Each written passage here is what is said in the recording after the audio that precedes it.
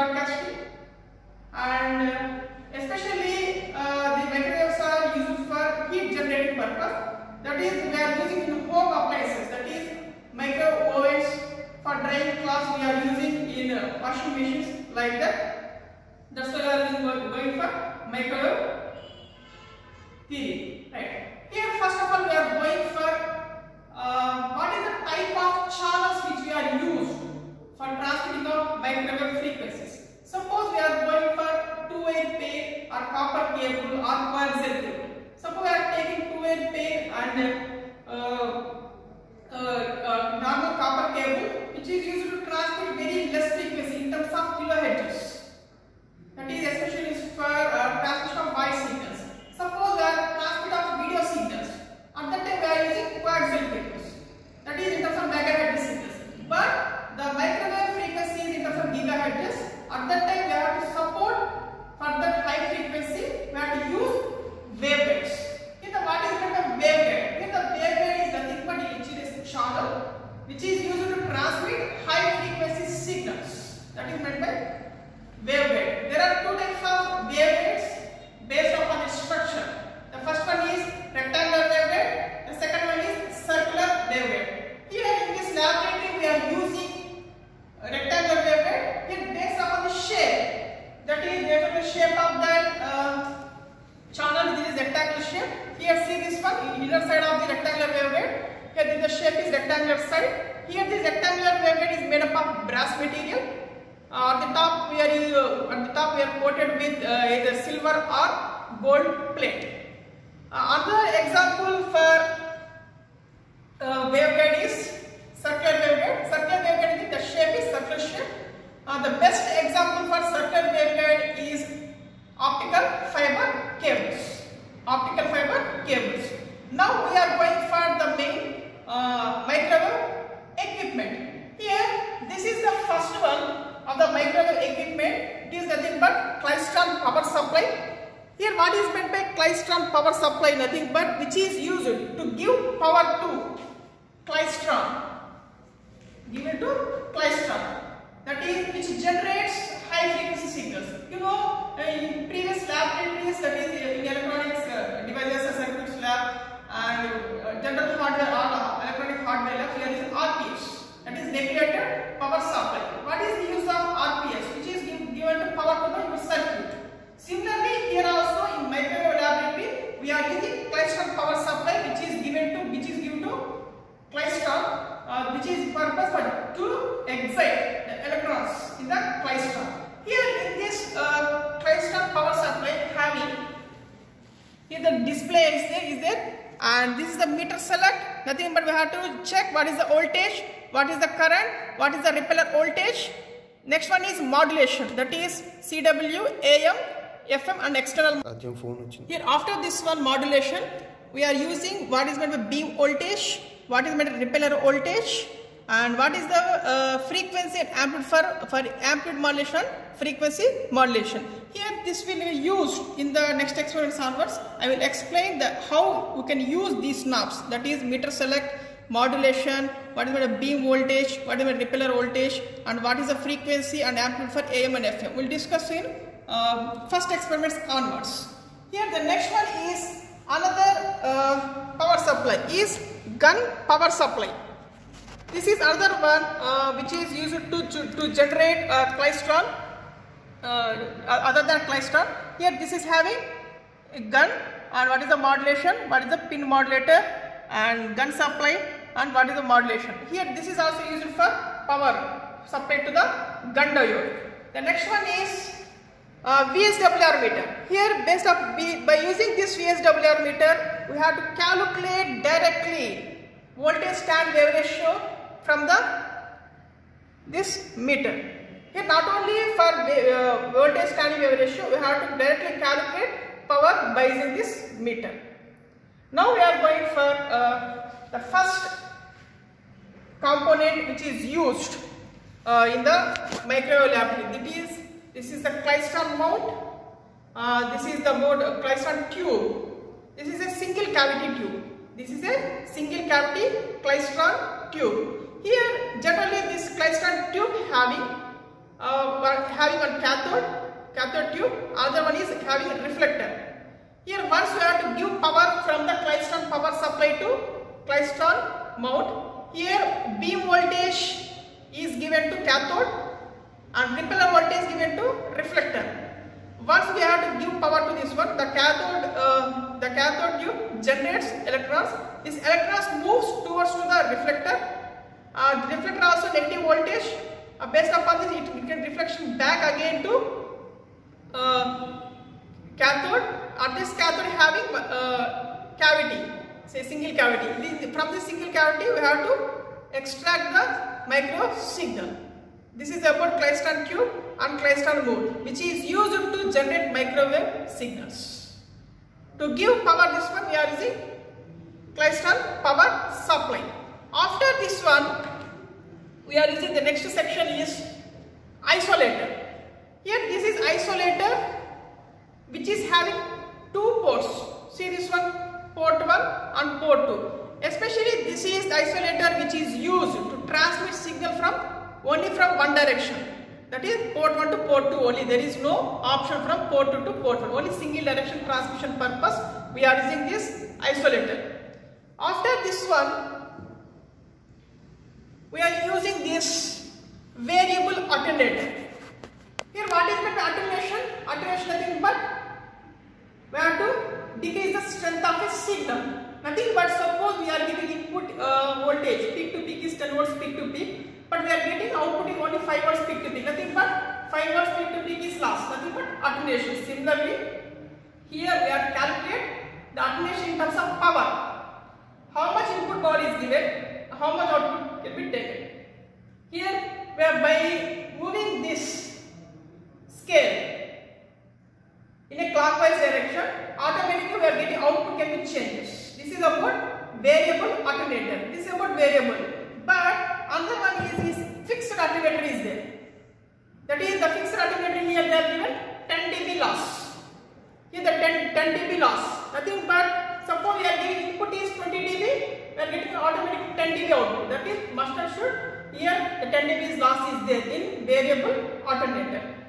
Here the next one is after this one, we are using this slaughter line section. Here this is slaughter line section which is used to calculate VSWR without VSWR meter. By using this scale, we have to vary this scale in a slaughter line section. We have to calculate is there any changes in the output from the CRO. At that time we have to calculate the VSWR, that is based upon the double minimum method. Here suppose the signal is transmitted through this along this rectangular waveguide. Suppose we have to pick up, we have to check whether the signal is going or not in this rectangular waveguide. At that time we are using tunable probe. That is we have to fix this tunable probe here at the top of this SS tuner. We have to pick up a microwave signal from the rectangular waveguide, and on one side is connected, other side is connected to CRO. We have to check the signal whether the signal is coming or not inside this slaughter line section. That is the purpose of using tunable probe. Here after this one tunable probe, here we are using a 3 types of receiving sections. The first one we are using here, this one detector mode. The final one, that is after generating the signal, transmit through along the rectangular waveguide. Finally, this detector mode is connected from probe connection to CRO. From this we have to check whether the signal is coming or not. That is inside, one pickup point is there. We are using pin diode inside to pick up the microwave signal. Suppose we don't want a receive any signal from the output side, we have to check other parameters like power calculation, is there any distance measurement. At that time we are using to block the signal, we are using this movable shunt. Movable shunt, there is no pick of signal here, just we have to block the rectangle. We are using movable shunt. Another one is we have to give matched termination. Here this is a matched termination which is used to calculate the scattering parameters. By using this circulator and magic tee. Here another one is we have to calculate the frequency of a generating signal. Suppose I have to generate one microwave signal by using this klystron. The signal is transmitted along the rectangular waveguide. We have to check what is the frequency of a particular signal generated. We don't know. At that time, the frequency meter we are using. This is the frequency meter. This is the frequency meter. This is designed for X band. This is designed for X band. Here the X band starts from 8.28. Around 8.28 to around 12 gigahertz ranges. This is a circular cylindrical type. By rotating this frequency meter, we have to check exact what is the exact output in the CRO. Suppose at the time of rotating this frequency meter, is there any dip coming in CRO? At that time, we have to check the calculation of the frequency by using this frequency meter. Here in our laboratory, not only X band, we are having C band also. We are in this our lab having two setups is there. One is X band setup, second one is C band setup. Here in this C band setup, the frequency range changes from around 3.89. The frequency is about 3.93 to 5.85. Here the same setup. See this one. This power supply is there. Klystron mount is there, tube is there, isolator, variable attenuator, frequency meter, started section, tunable probe, detector mode. This is about C band section. Suppose this is nothing but X band. This is our power supply for X band, and the Klystron mount, Klystron tube, isolator, variable attenuator, frequency meter, and started section, tunable probe, detector mode. See this difference between this C band and X band. First one is based on frequency. The frequency of C band is 3.93 to around 5.9, and this X band is 8.2 to 12.4 gigahertz. See the dimensions. The dimensions of C band is more compared to X band. See the structure of this, total structure of this X band and C band. Here the C band having high scaling here. That is see that this isolator is a large one compared to the X band. That is the difference between C band and X band. After this one, we are going for what are the main components which are used in our microwave engineering laboratory. The first one is multi-hole directional coupler. Multi-hole directional coupler. Here, this is having a 4-port directional coupler, port 1, port 2, port 3 and port 4. Once we have transmit signal from port 1, we have to receive signals from port 2, port 2 and port 3. From this concept, what exactly the power can be flows in different directions. From this we have to calculate what is the coupling factor, what is meant by isolation, what is meant by directivity, what is meant by attenuation. We have to calculate by using this directional coupler. Another one is circulator.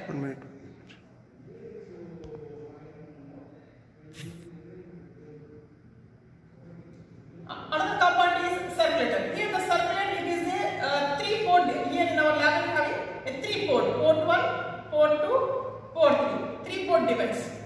In general 4-port circulator also available. In our lab we are having a 3-port circulator. Here the circulator having nothing but which can be flows a direction.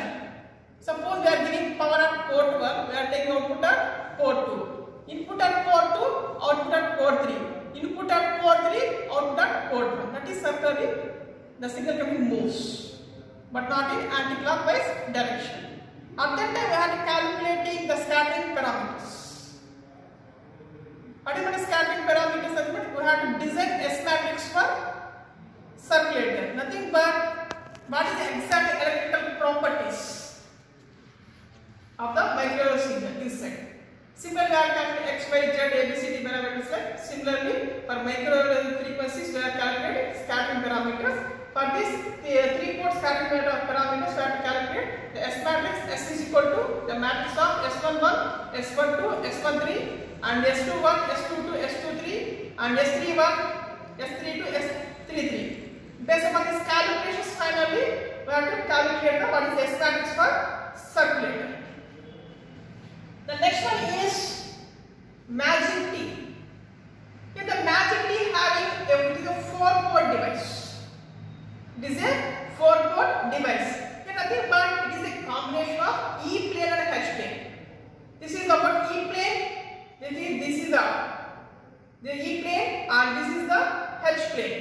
combination of both E and H is called the magic T. Nothing but once we have to give input at E plane, we are not getting output at H plane. We are giving at H plane, no output for E plane. From this magic T, we have to calculate what is the exact power division. Where exactly from these 4 ports, where the power is goes. We are giving a power at one port. What about remaining ports? Whether output is coming or not, how much power, whether power is divided equally or not. That to check. That is power division in magic T. Finally, we are calculating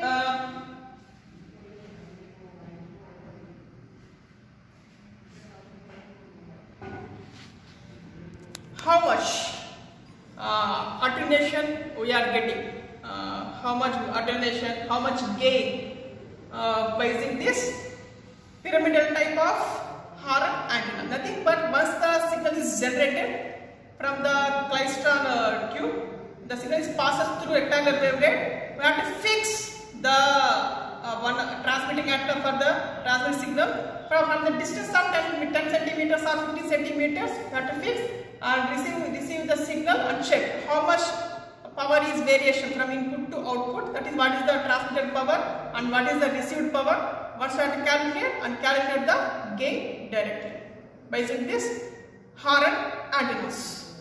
The other one is SS tuner.